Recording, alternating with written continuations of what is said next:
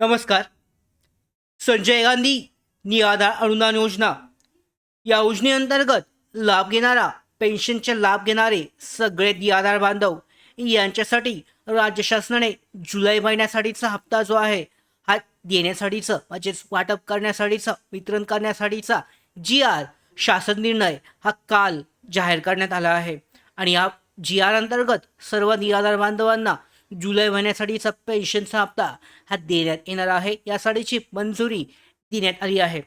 मात्र पाहू शकता सगळ्यात महत्त्वाचा प्रश्न असा आहे की डीबीटी पोर्टल ही सध्या बंद आहे 15 जुलैपर्यंत.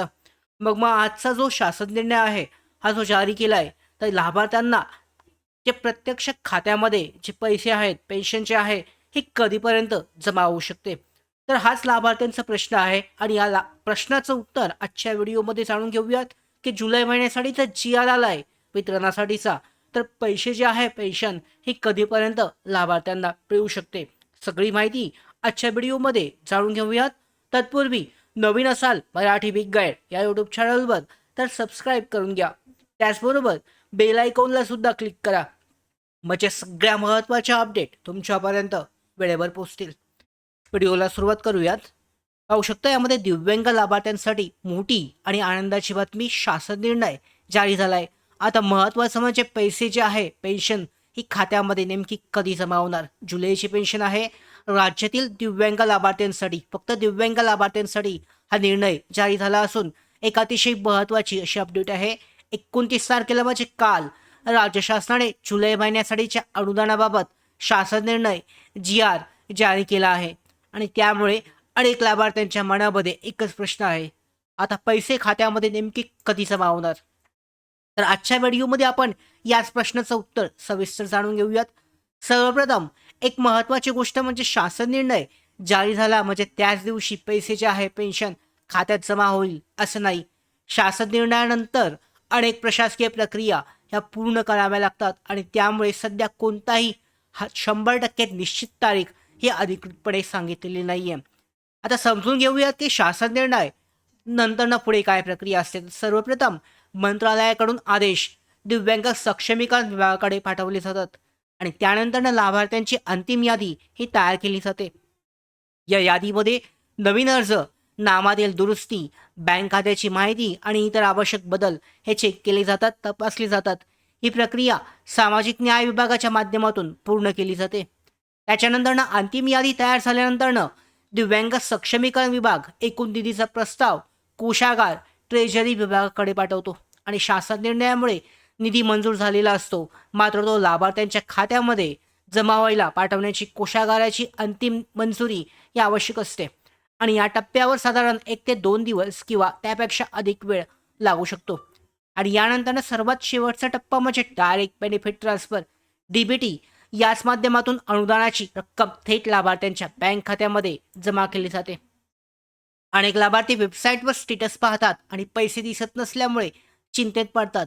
पण लक्षात ठेवा, आपण पाहत असलेली वेबसाईट ही बाब फक्त माहिती दाखवणारी प्रणाली आहे. प्रत्यक्ष पैसे डीबीटी स्वतंत्र बॅकएंड सर्व्हरद्वारे पाठवले जातात आणि यामुळे वेबसाईटवर अपडेट दिसत नसल्याचा अर्थ पैसे पाठवले गेले नाहीत असा होत नाही. आता विलंब होऊ शकतो का, याचं कारण पाहूयात. लाभार्थ्यांची अंतिम यादी तयार होण्यासाठी वेळ लागू शकतो.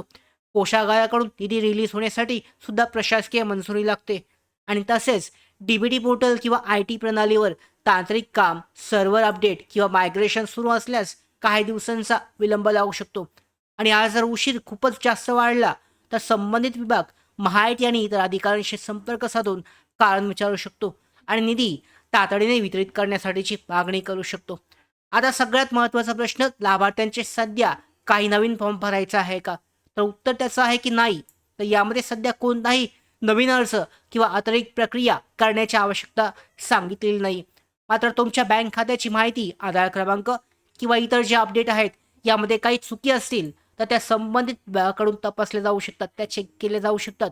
आता संभाव्य वेळेबद्दल जर बोलायचं झालं म्हणजे कधीपर्यंत पेन्शन प्रत्यक्ष जमा होईल, तर शासन निर्णय जारी झाल्यामुळे प्रक्रिया ही जवळजवळ सुरू झालेली आहे. मात्र अंतिम यादी, कोषागाराची मंजुरी आणि डीबीटी हस्तांतरण जी प्रक्रिया आहे, ट्रान्सफर प्रक्रिया ही पूर्ण होण्यासाठी अजून काही दिवस लागू शकतात. आणि त्यामुळे काही दिवसांच्या किंवा विभागीय प्रक्रिया पूर्ण होताच पैसे जे आहे हे लाभार्थ्यांच्या खात्यामध्ये जमा होण्याची शक्यता आहे. मात्र सध्या कोणतीही अधिकृत निश्चित तारीख ही जाहीर करण्यात आली नाही. तर महत्त्वाचे मुद्दे म्हणजे शासन निर्णय जारी झालाय.